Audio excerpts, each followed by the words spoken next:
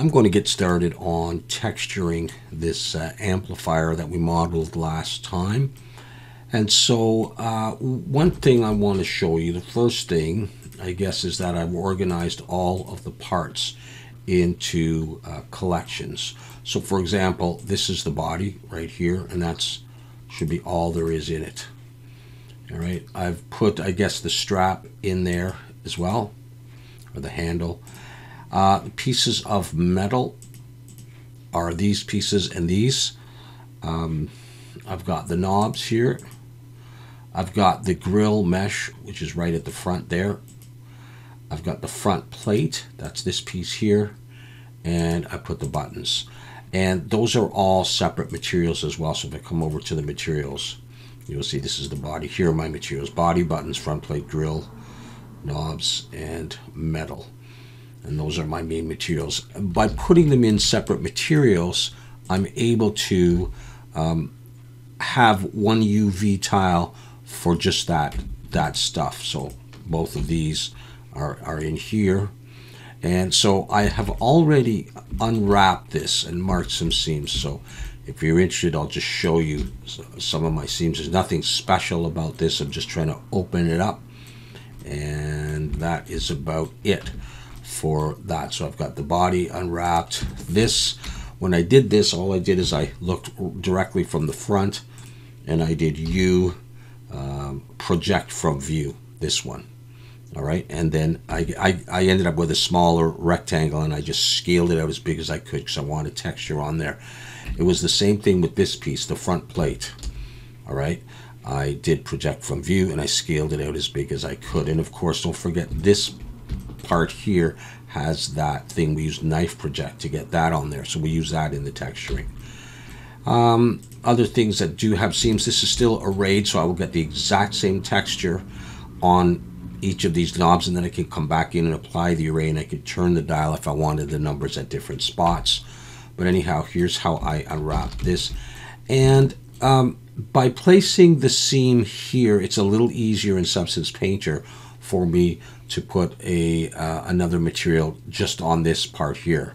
And I'll show you that in a bit. Although I could have easily just selected this face. So here I've unwrapped my knob. All right, and that will, carry on to the other arrayed ones as well. And I unwrapped this part here. Sometimes I scale things larger, just in order, for it to take up more space. And yeah, and I just did all these things. Some things I straightened, some things I didn't.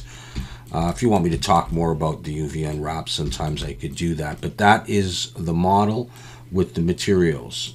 All right, so if I now come over to Substance Painter, I've already baked the mesh maps and just quickly checked it to make sure there's no lines on it or weird shadows or anything. Looks like I have a bit of a shading issue here. That could be fixed with modifiers in Blender, so I'm not going to worry about that right now. Plus, it's on the back, but that's easily fixed. It's not like a real error or anything. It's not a problem. If I come over to my texture set list, these are my materials. All right. So again, the benefit of using the different materials is that you get more texture resolution for those particular things in that material.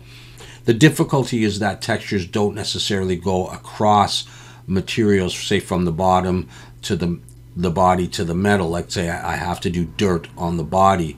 That dirt won't also go on the metal, which is like really close to it or whatever. Or let's say the knobs versus those, or the front plate versus those. You'd have to do it separately. So sometimes it takes a bit more work, but 6 of one, half a dozen of the other. It's kind of worth doing this anyhow. So I'm going to get started here. I'm going to start working on the body, and what I'm going to do is I'm going to come to my Smart Materials, and I'm going to search for music, and I'm going to use this Smart Material that I've called Music Base, that I built in my last video, which was the texturing of the guitar effects pedal case. So I'll put a link in the description for that, so that you can build it if you want something like that. However, I saved this Smart Material with some of the other stuff.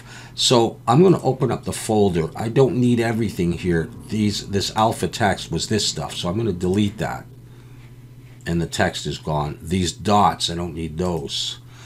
All right, so I'll keep a lot of it. I am at right now 1024. I'm going to bring this up to 2K, and my scratches will look a bit better. It's just, I mean, I could go in and I can edit them. I think I'm going to get rid of the smudges, however, and I think I might be keeping most of the other stuff. It's just debatable if I want to keep the scratches, but I'll leave them on for now.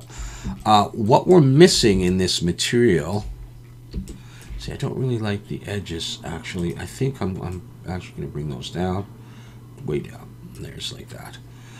What I'm missing is the cells 2 pattern I had on the Guitar Effects pedal case. So I'm going to add those now. So I'm going to add a fill, and I'm going to use just height, I believe. And I'll drop this down probably more than I need it to be. I'm going to add a black mask and a fill to that. And in the grayscale, I'm going to search for cells 2, just like I did the last time. So cells 2 is going to come on, and that's what it's going to do there. I'm going to switch this over to triplanar and make this about, let's try 5 at first. Not bad. Let's adjust this height though. I think last time I used a value something like negative 0.004. I'll try that. Maybe we try 2. No, 6 is what I mean. I might even go a little bit higher for that this time. All right, I'll do something like that. All right, so that is going on the handle and the main body. Depending on the lighting, I may or may not like that, so we'll see. So that is the body. Is there anything I'm forgetting for this? I do have a bit of dirt on there. I want to double check if I take that off. Yeah, okay, I've got some dirt on there. All right, let's leave that for now. And I'm going to come over to the oh, and the legs. The legs were also in there. Come over to the front plate because I'm going to put that on again here on the front plate. But I'm not going to put the cell stuff on. Instead, I'm going to get rid of again the alpha dots, alpha text. I'm going to get rid of edges. I really don't need them there. I'm going to get rid of scratches. And smudges, I don't even really need. I got the roughness variation in there, that's fine. I just want a relatively clean piece that I can do that on. All right, so I've got that. I'll put probably more dirt on that in a bit, but the next thing I want to do is I want to get that white band on there. So I'm going to add, how do I want to do this? I'm going to add a fill. And that fill is going to be just color, and that's color's fine. Add a black mask, and I'll come over to my polygon fill tool, and I'm going to choose UV chunk, and no, I'm not. I'm going to choose this one, and that's why I had that. It makes it so much easier to select that. I'm going to bring up the resolution or the size to 2K. That'll clean it up a little bit, and so I've got that on there. And this, I can call this just a white line. And on top of this, let's see if I want to put a bit more dirt. So I'll do that. I'm going to do color and roughness. Roughness all the way up. Color is going to be sort of a dark brown. Something like that. I'll put a black mask and a generator. And let's just try the dirt generator and see if it gives me something that I like. Yeah, I do actually, because I want it around the knobs and stuff like that. So I'm going to do that. All right, so I've got a bit of dirt, and in fact, I'm going to take that and probably copy it to other layers in a moment. In fact, I might want that on top of the body, even though I've got some from before. I might do this and paste it. Let's just look at it, see how it changes. I didn't really, so I'm not going to bother with that. Okay, so I want to look at, let's do the metal next. All right, so I'm going to, I mean, I can just use, you know what I might do? Let's try looking at metal. What about iron, iron powder? Let's see what that looks like.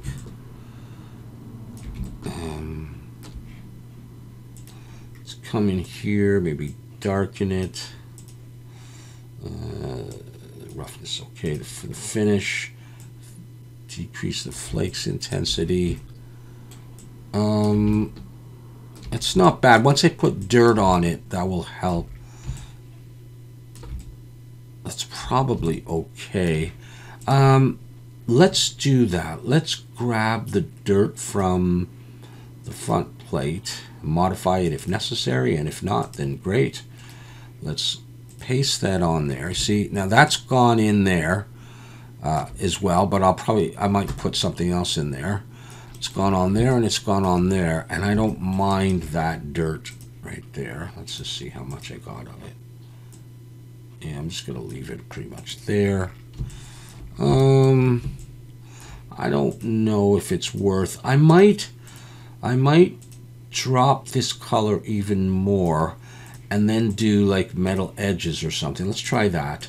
Let's go just for color and black mask, generator, and metal edges, and then see. It gives that stylized look. If I just drop it down and maybe just a little less here, but I still want to be able to see that. Okay, there, and yeah. This looks like a reflection off of the metal. I think I like that. So this is edges, and maybe just on top of everything I'll do a paint layer with just actually with color and roughness. I'm going to drag the roughness all the way up, and I'm going to make this pretty dark, and I'm not going to snap into orthographic, I don't think. I'm just going to zoom right in, and I'll switch my brush to this basic hard brush. Get it like that, and I'm just going to get it the approximate size, and hopefully with the dirt they'll just kind of blend in. I just want a dark spot in there so it looks like it goes into the amplifier, because I'm not going to put any jack cords into this. So you just make it really rough so it doesn't reflect or anything, and that's it there. Okay, so let's call that black holes. All right, so we have that. I guess it's time to start looking at the knobs, and so we can do that. Let's come over to the knobs, and for that one I'm going to use plastic, and I'm going to start with plastic glossy, and I'll switch this to a dark, almost black color. But the roughness I'm going to bring up to about maybe there. Okay, cool.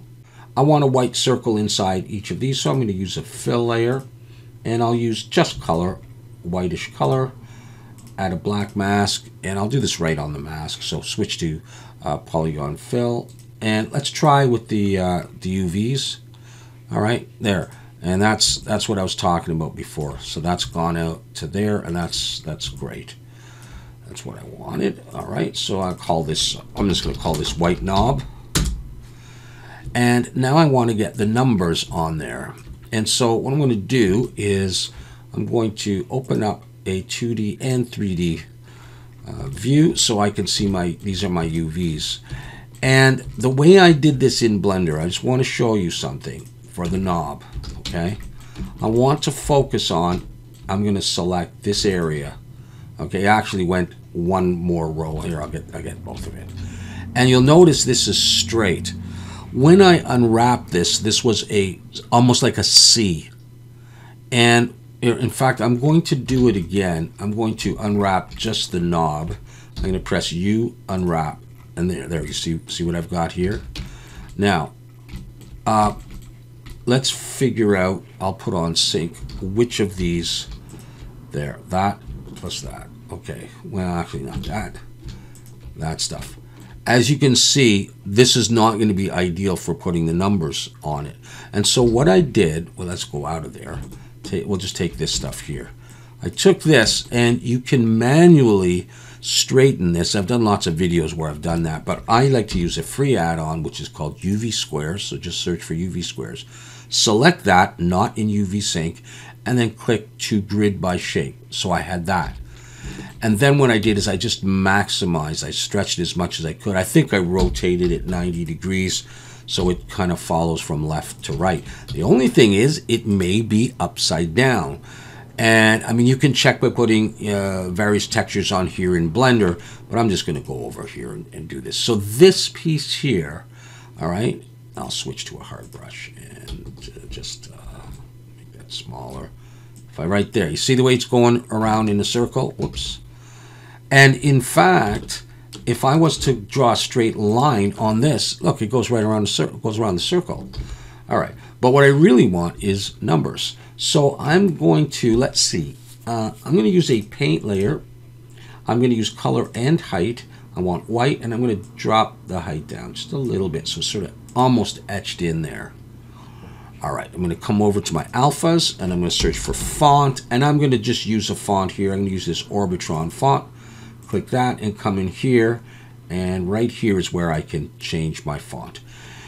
Now, I'm going to try 1, 2 spaces, 2 spaces, 3, 4, 5, 6, 7, 8, 9, 10, like that. And come over here, and it doesn't all fit. So I'm going to lower the size down here. Now it fits, and I'm going to do this. But you'll notice that the circle keeps changing size. I'm going to come up here, size space, and change that to texture. And it's not going to do that. I probably also want to change the alignment to UV because I'm going to do it on the UVs. Now, it's going to go on all of the dials the same way, all the knobs. So let's just check this out.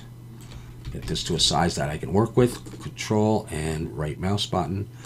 Let's try it here. I think it's going to be upside down. I'm going to click. And there's my text on there, but it is upside down. And so what I'm going to do is I'm going to try just doing this first of all and starting at 10 backwards like that. All right, so now imagine that if you turn the dial, it would work. Now, should I be going the other way around, though? That's the only question I have. Let's get out of there. Let me just think about this for a second. Should I be going 10, 9, 8, 7, 6, 5, 4, 3, 2, 1? Should I be doing that? Okay, wait, that one's probably going to be backwards. I think that works. Just have to compare it to an amplifier drawing. I'm going to leave it like that for now because you could do it any way you want. But what I will do is I will up the resolution to 2K and it'll look even a little bit sharper. And I can, for now, I can go back to 3D only. And let's click on that. So I've got my numbers on there with a little bit of a space in between. Okay, so this is numbers. So far, so good. So what does that leave us with? Okay, I want to do that switch. And that is the buttons. And the buttons are going to use the same as the front plate, this music base. In fact, they're also going to have dirt. So I might as well copy those. And I'm going to paste that onto the buttons. And I'm going to get this. So far, so good. I want to add in a paint layer just with white. There we go, just with white. I'm going to come to my brushes. Basic hard brush. I'll snap into orthographic. Let's pull that over. No, that's that. There we go. Scale that down. And I just want to put a dot here. Like that. Okay, and I also want to put a little bit of a glow on that light. So this is a dot. Let's say whether it goes above or below the dirt doesn't really matter. I want to put an emission, and I have to set that up here because in my channels here I don't have emission. So I'm going to click the plus, add emissive, and then I'm going to do it below here. I'm going to add a fill, And that fill is going to have color. That'll fix up in just a minute. And emission. And the emission I'm going to do is like a red kind of color. And the color itself is also kind of a red color. It's like a mix of those. I don't want it everywhere, so I'm going to add a black mask. And come to my polygon fill. And I think I have a seam right there, so I should therefore be able to come here and just click that. Yeah, I have a seam, and that allows me to differentiate where I want this versus that. So I've got my emission on there. It's not glowing very much right now, and that's fine. I don't really need it to glow more than that. If I wanted to, I could come in here and I could change, where is it, over here, I could change the emissive intensity and do a couple of other things. I just want it like that. All right, so I've done that, and I'm not sure about that. The last thing really is the grill itself, the mesh grill. And so, and actually some text. In fact, let's go do that. And I'm going to save the mesh grill. I'm going to take a little break, but it'll be part of this video. I'm going to come back to the front plate, and I'll do it under here, although it really doesn't matter much. Let's do it this way, so I can change it if need be. We'll add a black mask, and here, for my text, I'm going to do color and height. I'll drop the height a little bit, and color's fine. And come here, I'm going to add a paint layer, and I'll go to my alphas, and I'll search for font, and I'm going to use this Orbitron again, and we're just going to type some stuff out. So the first thing I'm going to have is input. Actually, maybe I'll go input 1, and I may or may not want it. Yeah, okay. Yeah, let's see.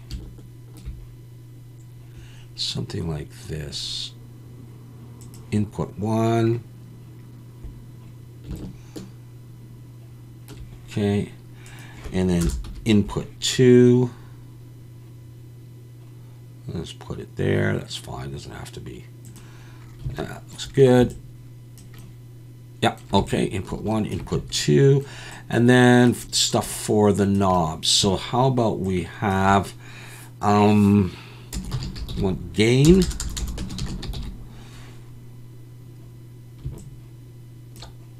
Maybe a bit bigger. Okay, I could do gain. Here, I'm going to, let's see. Maybe we can. Yeah, okay. Gain. Tone. Yeah, okay, here. Gain, tone, distortion. We'll do distortion. Okay. I have to make the size a little smaller to fit, and then I'll just increase the size. So it might be a tiny bit off, but it's okay. Distortion, and how about reverb? Like a Fender twin reverb. And reverb. Okay.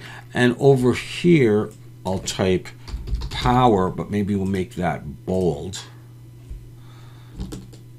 And let's do that. Not much different, but a little bit. And that's actually it for the text on there. In Blender, at some point, I would turn these, you know, to different positions if I care that much. All right. The last thing that leaves us with is the matte grill, and I'll come back and do that a little bit later on.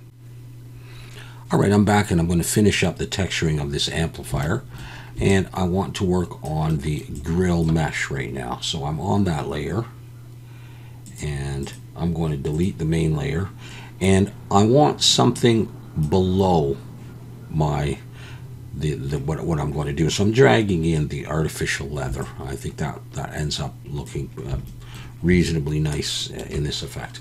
So I'm going to press to add a new fill layer, and in that fill layer I'm going to want color, I'm going to want height and roughness.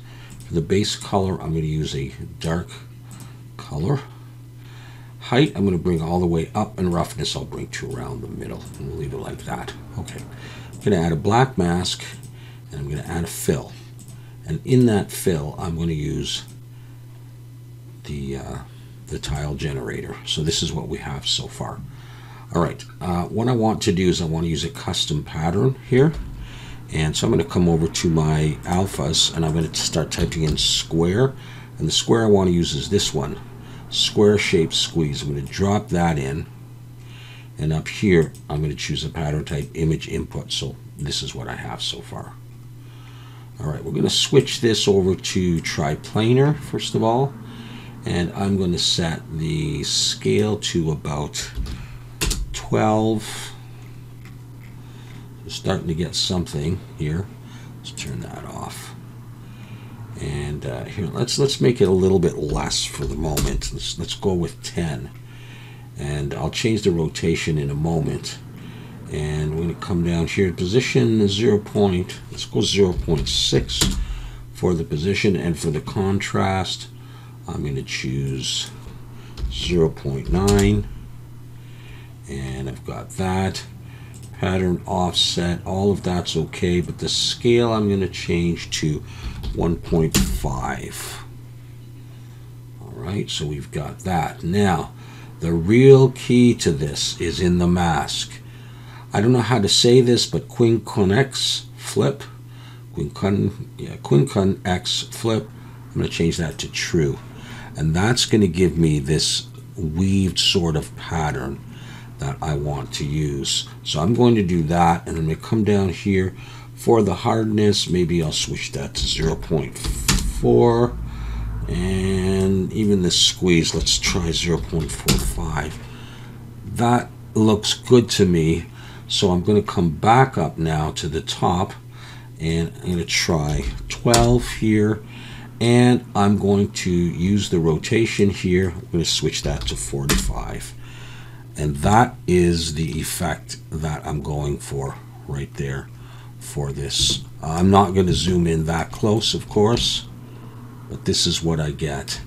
And it looks best if I do have anti-aliasing on, and I do have that on. We can try maybe some different lightings and see, you know, what it's going to look like. So I'm just going to scroll through a couple of these. I won't do this forever. Just to see. I might just stick with that one.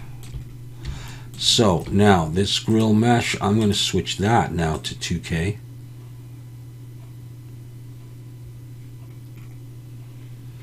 And I think I have everything up at 2K. So I'm going to press the tab to maximize that.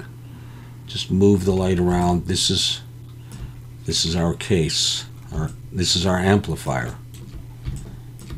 and that is the pattern that I come up with using the tile generator. So you can imagine that if you had a wood-like material on here, that you might be able to use this for a basket of some sort. Maybe you could use it as the grill or whatever, the mesh grill on a microphone. Or maybe you can come up with other things. I can imagine that over speakers, some stereo equipment. Anyways, I think it looks pretty good on the amplifier. All right, so that is pretty much it for the amplifier. All you would have to do after that is bring it into Blender, set up some lights, and do a render. And I will do that for my submission to the Blender Challenge Musical Instruments. But I'm not going to do that right now because I've done that many times before. But that's it for the amplifier. So hopefully something in there was interesting to you. Thank you very much for watching, and I look forward to doing more videos for you. Take care.